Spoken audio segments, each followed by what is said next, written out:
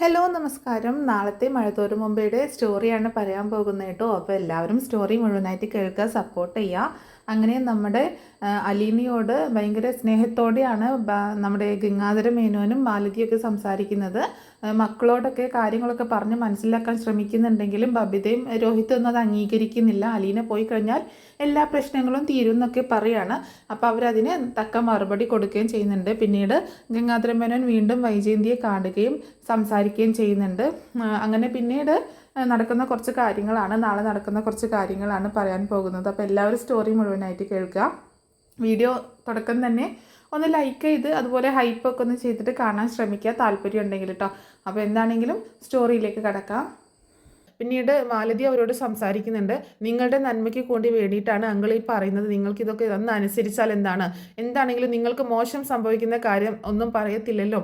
അതുകൊണ്ട് തൽക്കാലം നിങ്ങൾ അങ്കിൾ പറയുന്നത് അനുസരിക്കുക. അച്ഛനും അമ്മയുമായിട്ട് വഴക്കുണ്ടാക്കാൻ ഉള്ള സാധ്യതകളൊക്കെ പരമാവധി കുറയ്ക്കുക.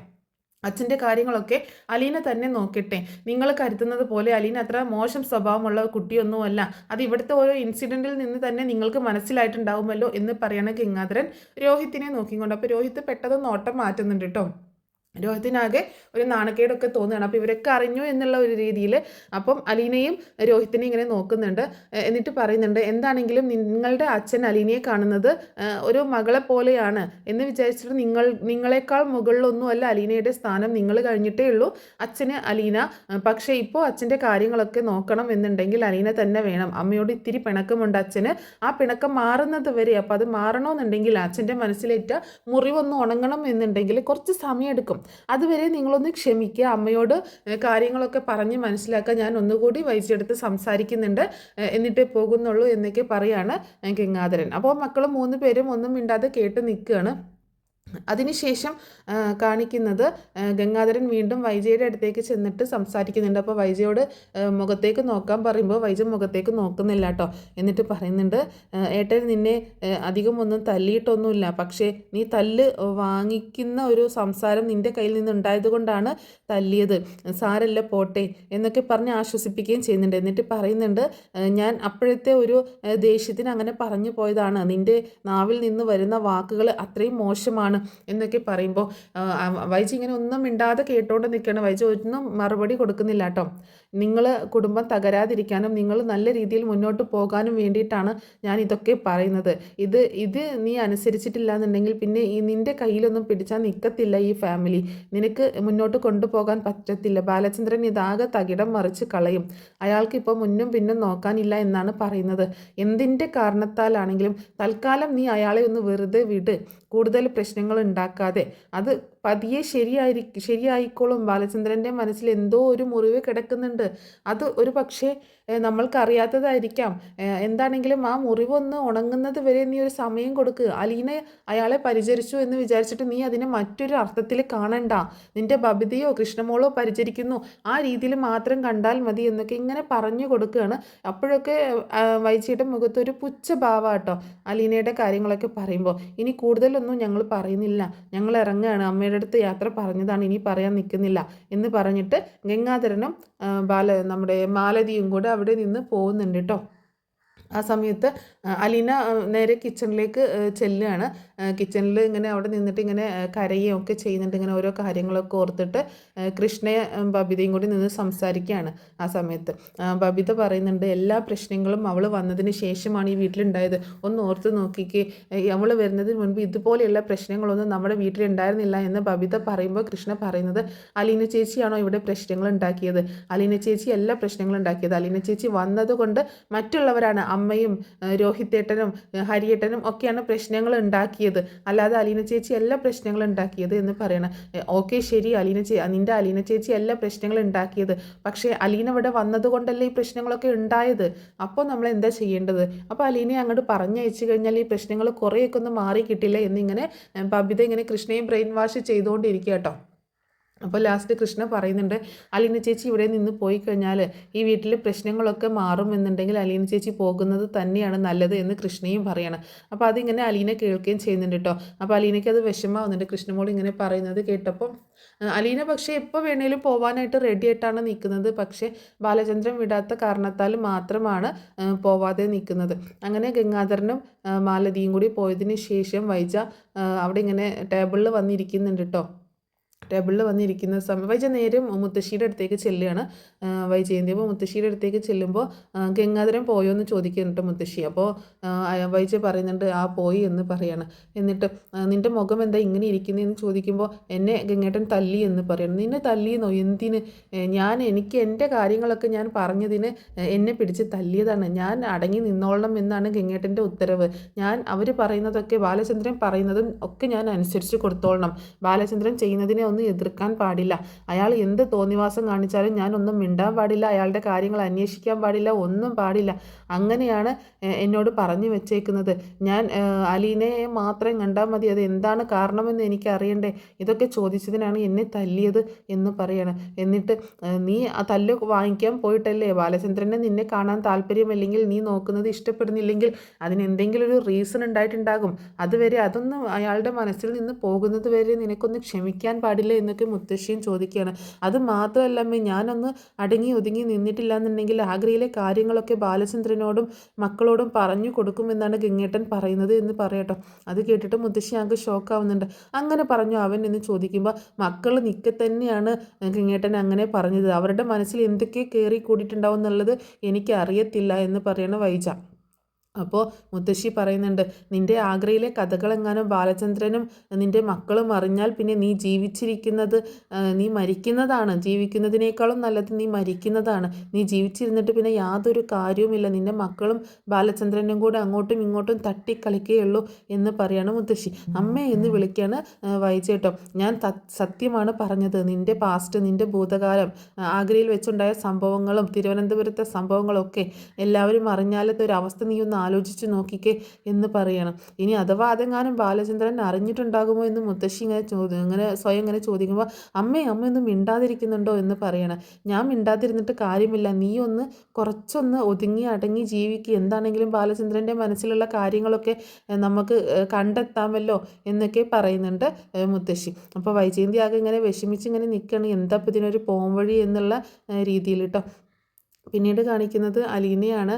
അലീന കിച്ചണിലെ ജോലിയൊക്കെ കഴിഞ്ഞതിന് ശേഷം മുത്തശ്ശിയുടെ അടുത്തേക്ക് പോവുകയാണ്. ആ സമയത്ത് നോക്കുമ്പോൾ വൈജയന്തി അവിടെ ഡൈനിങ് ടേബിളിൽ ഇരിക്കുന്നുണ്ടാകും കേട്ടോ. വൈജയന്തി ഇരിക്കുമ്പോൾ അലീന അതിലൂടെ പോകുമ്പം വൈജയന്തി ഒന്ന് നോക്കുന്നുണ്ട്. അപ്പോൾ വൈജയന്തിയുടെ മുഖത്തും തല്ല് കിട്ടിയതിൻ്റെ ഒരു അടയാളം കണ്ടപ്പോൾ അലീനയ്ക്ക് ഭയങ്കര വിഷമാവുകയാണ്. അപ്പോൾ അലീന അത് മൈൻഡ് ചെയ്യാതെ അങ്ങോട്ട് പോകാൻ നിൽക്കുന്ന സമയത്ത് നിക്കടി അവിടെ എന്ന് പറയണം. എൻ്റെ ഏട്ടൻ തല്ലിയത് കണ്ടിട്ട് നീ വല്ലാണ്ട് നെകളിക്കേണ്ട, നീ സന്തോഷിക്കേണ്ട. എന്നെ തല്ലിയത് എൻ്റെ ഏട്ടനാണ്. ഏട്ടന് എന്നെ തല്ലാനുള്ള അധികാരവും അവകാശവും ഒക്കെ ഉണ്ട്. അത് കണ്ടിട്ട് നീ കളിക്കണ്ട. നിന്നെ ഞാൻ ഇവിടെ നിന്ന് എത്രയും പെട്ടെന്ന് പറപ്പിക്കുക തന്നെ ചെയ്യും. നിന്നെ ഇവിടെ ഞാൻ വെച്ച് വാഴിക്കത്തില്ല എന്ന് പറയുമ്പോൾ അലീന ഒന്നും മിണ്ടാതെ പിന്നെ അവിടെ നിന്ന് പോവുക കേട്ടോ. എന്നിട്ട് വൈജയന്തി അവിടെ തന്നെ ഇരിക്കുന്നുണ്ട്. അതേസമയം വൈജയന്തി അവിടെ ഇരിക്കുന്ന സമയത്ത് കൃഷ്ണയും ബബിതയും കൂടെ അടുത്തേക്ക് ചെല്ലുന്നുണ്ട് കേട്ടോ.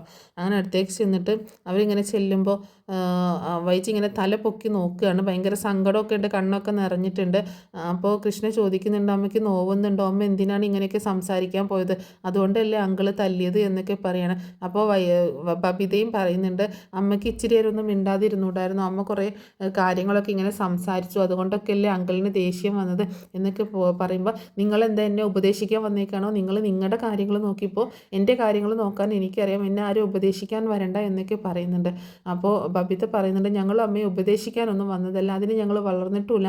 പക്ഷേ ഞങ്ങൾക്ക് തോന്നുന്ന കാര്യങ്ങൾ പോലും അമ്മയ്ക്ക് തോന്നുന്നില്ലല്ലോ, അതുകൊണ്ടാണ് പറഞ്ഞത് എന്ന് പറയുമ്പോൾ നിങ്ങൾക്ക് എന്താണ് തോന്നുന്നത് എന്ന് ചോദിക്കുകയാണ്. അത് അച്ഛൻ അവിടെ ഒറ്റയ്ക്ക് കിടക്കാനാണ് താല്പര്യമെങ്കിൽ അച്ഛൻ അവിടെ കിടക്കട്ടെ എന്ന് വെക്കണം. അപ്പോൾ കുറച്ച് നാൾ അച്ഛൻ അവിടെ കിടക്കുമ്പോൾ അച്ഛൻ അതിൻ്റെ കാര്യങ്ങളൊക്കെ മനസ്സിലാകും. അപ്പോൾ അച്ഛൻ തന്നെ താഴേക്ക് വന്നോളും. പിന്നെ അമ്മ ഇവിടെ കിടന്ന് എന്തിനാണ് ഇങ്ങനെ ബഹളം ഉണ്ടാക്കുന്നത് എന്നൊക്കെ ചോദിക്കുകയാണ് ബബിത. അപ്പോൾ കൃഷ്ണയും പറയുന്നുണ്ട്, തൽക്കാലം അച്ഛൻ അവിടെ കിടക്കട്ടെ, അച്ഛനെ അലീന ചേച്ചി നോക്കട്ടെ. അലീന ചേച്ചി അച്ഛൻ അമ്മ ചിന്തിക്കുന്നത് പോലെ മോശം രീതിയിലൊന്നും ഒരിക്കലും കാണത്തില്ല. കാരണം അച്ഛൻ അലീന ചേച്ചിയോടുള്ളത് ഒരു മകളോടുള്ള സ്നേഹം തന്നെയാണ്, അത് എനിക്ക് അറിയാവുന്നതാണ്, അതുകൊണ്ടാണ് ഞാൻ പറയുന്നത് എന്ന് പറയുമ്പോൾ വൈജി ഇങ്ങനെ പുച്ഛത്തിൽ ചിരിക്കുന്നുണ്ട് കേട്ടോ. അപ്പോൾ ബബിത ചോദിക്കുന്നുണ്ട്, അല്ലമ്മേ ഒരു കാര്യം ചോദിക്കട്ടെ, ഗംഗാധരനങ്ങൾ എന്തൊക്കെയോ പറഞ്ഞല്ലോ, ഞങ്ങളറിയാത്ത എന്തെങ്കിലുമൊക്കെ രഹസ്യങ്ങൾ, അറിയാൻ പാടില്ലാത്ത രഹസ്യങ്ങൾ അമ്മയുടെ ജീവിതത്തിൽ ഉണ്ടായിട്ടുണ്ടോ എന്ന് ചോദിക്കുമ്പോൾ വൈജി ആകെ ഷോക്കായിട്ട് ഞെട്ടിത്തരിച്ച് ഇങ്ങനെ നോക്കുകയാണ് ബബിതയും കൃഷ്ണയും കേട്ടോ. അമ്മ എന്താ ഇങ്ങനെ നോക്കുന്നത്, ഞാൻ ചോദിച്ചത് മനസ്സിലായില്ലേ, അങ്കിൾ അവിടെ പറയുന്നത് കേട്ടല്ലോ, ആഗ്രഹ ചരിത്രമൊക്കെ അറിഞ്ഞു കഴിഞ്ഞാൽ നിൻ്റെ മക്കളെന്നെ നിന്നെ എടുത്ത് ദൂരെ കളയുമെന്ന്, അത്രയ്ക്കും എന്ത് ചരിത്രമാണ് അമ്മയുടെ ബാക്ക്ഗ്രൗണ്ടിലുള്ളത് എന്ന് ചോദിക്കുമ്പോൾ വൈജി ഇങ്ങനെ ആകെ ഷോക്കായിട്ട് നിൽക്കണം, എന്ത് മറുപടി പറയണമെന്ന് അറിയാതെ കേട്ടോ. അപ്പോൾ വൈജി പറയുന്നുണ്ട്, എനിക്കറിയാൻ പാടില്ല, നിങ്ങൾക്ക് നിങ്ങളുടെ അങ്കിളിനോട് തന്നെ ചോദിക്കാൻ പാടില്ലായിരുന്നു എന്ന് ചോദിക്കുമ്പോൾ ആ സമയത്ത് അങ്കിൾ അത് പറഞ്ഞപ്പോൾ അമ്മ മിണ്ടാതായതാണ്. അപ്പോൾ അമ്മയുടെ ലൈഫിൽ എന്തോ ഒരു സംഭവം ആ സമയത്ത് നടന്നിട്ടുണ്ട്, അതുകൊണ്ടല്ലേ അമ്മ മിണ്ടായതായത് എന്നൊക്കെ ചോദിക്കുമ്പോൾ ബബിതയുടെ അടുത്തും കൃഷ്ണയുടെ അടുത്തും വൈജ വഴക്കുണ്ടാക്കുകയാണ്. നിങ്ങൾ എന്നെ ചോദ്യം ചെയ്യാറായോ, നിങ്ങൾ എന്നെ സംശയിക്കാറായോ, നിങ്ങൾ എന്നെ ക്വസ്റ്റ്യൻ ചെയ്യാൻ വന്നതാണോ എന്നൊക്കെ പറഞ്ഞ് അവരവിടെ നിന്ന് ഓടിക്കുകയാണ് ചെയ്യുന്നത് കേട്ടോ. അങ്ങനെ അവർ രണ്ടുപേരും കൂടെ ഇനി അമ്മയോട് സംസാരിച്ചിട്ട് കാര്യമില്ല, അമ്മ നന്നാവാൻ പോകുന്നില്ല എന്നൊക്കെ പറഞ്ഞിട്ട് രണ്ടുപേരും കൂടെ അവിടെ നിന്ന് പോകുന്നുണ്ട്. പിന്നീട് കാണിക്കുന്നത് അലീന മുത്തശ്ശിയുടെ റൂമിലേക്ക് വരുന്ന സമയത്ത് അലീനയുടെ കവളിൽ ഇങ്ങനെ തല്ലിയതിൻ്റെ അടയാളമൊക്കെ ഉണ്ടല്ലോ. അപ്പം മുത്തശ്ശി ചോദിക്കുന്നുണ്ട്, എന്ത് പറ്റി മോളെ, എന്താ പറ്റിയത് എന്നൊക്കെ ചോദിക്കുമ്പോൾ മാഡം എന്നെ തല്ലി എന്നുള്ള കാര്യങ്ങൾ പറയണം. അതിനാണോ ഗംഗാധരൻ വൈജയെ പോയി തല്ലിയത് എന്നൊക്കെ ചോദിക്കുമ്പം അതേ മുത്തശ്ശി, മാഡം എന്തൊക്കെയോ മോശമായ രീതിയിൽ പറയുന്നത് കേട്ടു എന്നെയും ബാലചന്ദ്രൻ സാറിനെയും കുറിച്ചിട്ട്, അതുകൊണ്ടൊക്കെ ദേഷ്യം വന്നിട്ട് സാറ് ചെയ്തതാണ്, ഗംഗാധരൻ സാറ് ചെയ്തതാണ് എന്ന് പറയാണ് അലീന. അപ്പോൾ മുത്തശ്ശി പറയുന്നുണ്ട്, ഇനി എത്ര നാൾ ഇങ്ങനെ ഈ ഒരു പ്രശ്നഭരിതമായിട്ടുള്ള വീട്ടിൽ ഇങ്ങനെ താമസിക്കും, ഇവിടെ എങ്ങനെയെങ്കിലും ഈ പ്രശ്നം ഒന്ന് സോൾവ് ആവണ്ടേ എന്നൊക്കെ ചോദിക്കുമ്പം സോൾവ് ആവണം മുത്തശ്ശി, ഈ വീട്ടിലെ പ്രശ്നങ്ങളെല്ലാം സോൾവ് ആവാൻ പോയി കഴിഞ്ഞാൽ ഈ വീട്ടിലെ പ്രശ്നങ്ങളൊക്കെ സോൾവ് ആകുമെന്നാണ് ഇപ്പോൾ കൃഷ്ണമോളും പറയുന്നത്. ഞാനിപ്പോൾ എന്താ വേണ്ടത് മുത്തശ്ശി, എനിക്കാകെ ആലോചിച്ചിട്ട് ഒരു എത്തും പിടിയും കിട്ടുന്നില്ല എന്ന് പറയണം. നിൻ്റെ തീരുമാനം എന്താണെന്ന് ചോദിക്കുമ്പോൾ എന്താണെങ്കിലും ഞാനിപ്പോൾ പോകുന്നില്ല എന്ന് തന്നെ തീരുമാനിച്ചു മുത്തശ്ശി, കാരണം ഇപ്പോഴത്തെ സാഹചര്യത്തിൽ ബാലചന്ദ്രൻ സാറിൻ്റെ കൂടെ നിൽക്കുക എന്നുള്ളതാണ് അത്യാവശ്യം. ഇപ്പോൾ മുത്തശ്ശിയുടെ മോനും ഗംഗാധരൻ അങ്കിളില്ലേ, അദ്ദേഹം പറഞ്ഞത് അത് തന്നെയാണ്, എന്തൊക്കെ പ്രശ്നം വന്നാലും ഇവിടെ നിന്ന് പോവരുത് എന്ന് പറയണം. അപ്പോൾ മുത്തശ്ശി പറയുന്നുണ്ട്, നീയും രണ്ടും കൽപ്പിച്ചാണോ, നിനക്കെങ്കിലും ഒന്ന് ഒതുങ്ങി കൊടുത്തൂടെ, നിനക്ക് ഇവിടെ നിന്ന് പൊക്കൂടെ എന്ന് ചോദിക്കുമ്പോൾ അലീന ചോദിക്കുന്നുണ്ട്, മുത്തശ്ശിക്കും ഞാൻ ഇവിടെ നിന്ന് പോകണം എന്നാണോ ആഗ്രഹം, ഇത്രയും നാളും എന്നെ ഇവിടെ പിടിച്ചു നിർത്തിയത് മുത്തശ്ശിയല്ലേ, പോവല്ലേ പോവല്ലേ എന്നും പറഞ്ഞിട്ട് എന്ന് ചോദിക്കുകയാണ് അലീന. ആ മുത്തശ്ശിയും എന്നോട് ഇവിടെ നിന്ന് ഇറങ്ങി പോവാനാണോ പറയുന്നത് എന്ന് ചോദിക്കുമ്പോൾ അതല്ല കുഞ്ഞെ, എങ്ങനെയെങ്കിലും ഇവിടുത്തെ പ്രശ്നങ്ങളൊന്ന് സോൾവ് ആവുകയാണെങ്കിൽ, ഒന്ന് ഒതുങ്ങുകയാണെങ്കിൽ ഒതുങ്ങട്ടെ എന്ന് കരുതിയിട്ടാണ് ഞാൻ പറഞ്ഞത് എന്ന് പറയുമ്പോൾ അലീന പറയുന്നുണ്ട്, ഞാൻ ഇവിടെ നിന്ന് പോയാൽ ഇവിടുത്തെ പ്രശ്നങ്ങളൊന്നും സോൾവ് ആവത്തില്ല മുത്തശ്ശി, ഞാൻ ഇവിടെ നിന്ന് ഇറങ്ങിക്കഴിഞ്ഞാൽ ആ നിമിഷം ബാലചന്ദ്രൻ സാറും ഈ വീട്ടിൽ നിന്ന് ഇറങ്ങും, പിന്നീട് ഞാൻ എന്നാണോ തിരിച്ചു വരുന്നത് അന്ന് മാത്രമേ ഈ വീട്ടിലേക്ക് തിരിച്ചു വരത്തുള്ളൂ എന്നാണ് പറഞ്ഞത് എന്ന് പറയുമ്പോൾ അതൊക്കെ ബാലൻ വെറുതെ പറയുന്നതാണ്, അങ്ങനെയൊന്നും നടക്കാൻ പോകുന്നില്ല എന്ന് പറയുമ്പോൾ അല്ല മുത്തശ്ശി, അത് വളരെ കാര്യമായിട്ട് പറഞ്ഞതാണ്, ബാലചന്ദ്രൻ സാർ എന്തൊക്കെയോ കാര്യങ്ങൾ മനസ്സിൽ ആലോചിച്ച് ഉറപ്പിച്ച് വെച്ചിട്ടുണ്ട്, അപ്പോൾ അതങ്ങനെ തന്നെ നടക്കും, അതുകൊണ്ട് എനിക്ക് തൽക്കാലം പോകാൻ വയ്യ, എനിക്ക് പോവാനും വയ്യ പോവാതിരിക്കാനും വയ്യ എന്ന് പറഞ്ഞൊരവസ്ഥയാണ്, തൽക്കാലം ബാലചന്ദ്രൻ സാറ് പറയുന്നത് അനുസരിക്കാമെന്ന് ഞാൻ കരുതുന്നു എന്ന് പറയാണ് അലീന. ഇനി എന്തൊക്കെ ഇവിടെ കാണേണ്ടി വരുമോ ആവോ എൻ്റെ ദൈവമേ എന്ന് പറഞ്ഞ് മുത്തശ്ശിയും ആകെ സങ്കടപ്പെട്ടിരിക്കുകയാണ്. ആ സമയത്ത് അലീന പറയുന്നുണ്ട്, ഞാനായിട്ട് ഒരു പ്രശ്നത്തിനും ആരുടെ അടുത്തേക്കും പോകത്തില്ല മുത്തശ്ശി, ഞാൻ എൻ്റെ ജോലിയും ചെയ്ത് എൻ്റെ കാര്യങ്ങളും നോക്കി നിൽക്കത്തേ ഉള്ളൂ എന്ന് പറയുമ്പോൾ നീയായിട്ട് പോവണ്ടല്ലോ, എന്തെങ്കിലും കാരണങ്ങൾ ഉണ്ടാക്കിക്കൊണ്ട് അവൾ ഇങ്ങോട്ടേക്ക് വരുമല്ലോ, അതിന് എന്തെങ്കിലും ഒരു പോംവഴി വേണ്ടേ, അതുകൊണ്ടാണ് ഞാൻ നിന്നോട് അങ്ങനെ പറഞ്ഞത്, അല്ലാതെ നീ ഇവിടെ നിന്ന് പോകണമെന്ന് എനിക്ക് യാതൊരു ആഗ്രഹവും ഇല്ല മോളെ, നീ ഇവിടെ ഉള്ളത് കൊണ്ടല്ലേ ഞാൻ ഇങ്ങനെയെങ്കിലും ഇരിക്കുന്നത് എന്നൊക്കെ പറയണം മുത്തശ്ശി. അപ്പോൾ ഇത്രയൊക്കെ കാര്യങ്ങളാണ് നാളത്തെ എപ്പിസോഡിൽ സംഭവിക്കുന്നത്. പ്രൊമോ കണ്ടിട്ടും കുറച്ച് ഇമാജിനേഷൻ കൂട്ടിയിട്ടും പിന്നെ സ്റ്റോറി വായിച്ച നോവൽ വായിച്ച ഇത് വെച്ചിട്ടൊക്കെ ആട്ടോ സ്റ്റോറി പറഞ്ഞിട്ടുള്ളത്. അപ്പോൾ എല്ലാവരും ഒന്ന് സപ്പോർട്ട് ചെയ്യുക. Thanks for watching.